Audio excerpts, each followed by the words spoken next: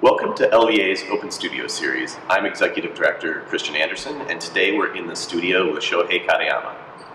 Hey Shohei, how's it going? It's going all right. Thanks for having us. We're in a little bit of a different space. This isn't like just your studio. Like, where are we?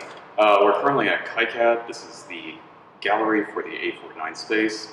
For those who don't know, KICAD is a local arts and design college. It's great to have this resource for the community, to have our own arts college. You know, one of LVA's missions is to support the arts ecosystem here in Louisville.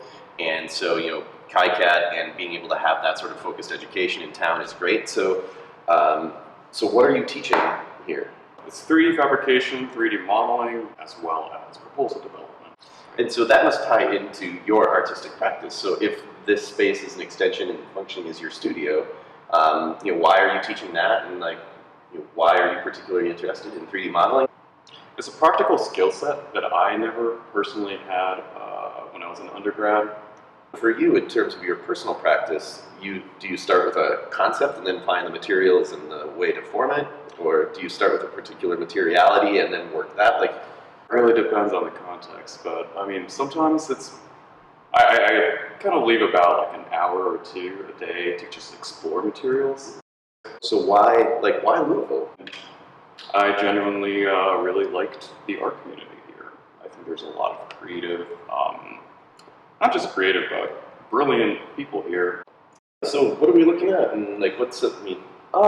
These are just customized chess pieces that I printed out for the students.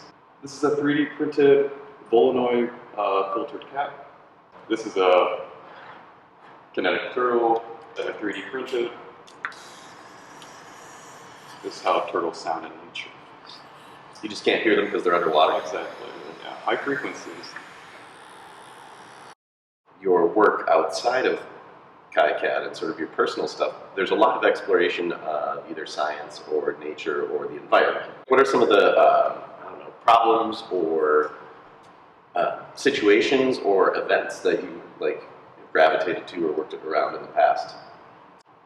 I'd probably say the critical point in my art practice when I started focusing more on larger themes. It's a little bit controversial, but the Anthropocene or kind of environmental movements was when the Fukushima incident and the nuclear reactors started spilling out radioisotopes. Yeah, I mean, I guess it's just my approach as a Japanese American, trying to do something about the environment or these nuclear incidents or catastrophes, and kind of using that as a way to cope. Some of those studies that I've been doing is exploring about the waste isolation pilot plant in New Mexico, and of course going to the Arctic to get water and glacial samples to see if there's cesium-134, which is some of the radioisotopes. And so you've traveled to the Arctic, you've traveled to the Amazon to collect sort of these experiences and this data, and then how does that then manifest itself?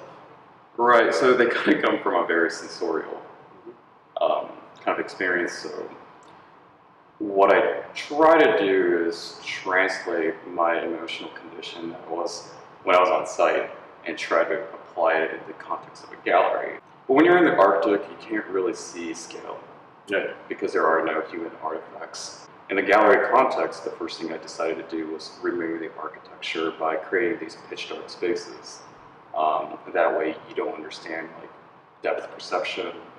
Your ability to have balance is diminished, so you might trip, you might feel a little bit woozy. I'm also creating these objects or sculptures, installations using this material called strontium aluminate, which has just the right light frequency that kind of imitates bioluminescence.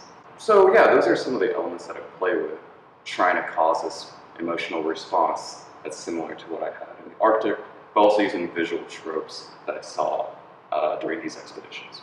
Usually there is some kind of backdrop.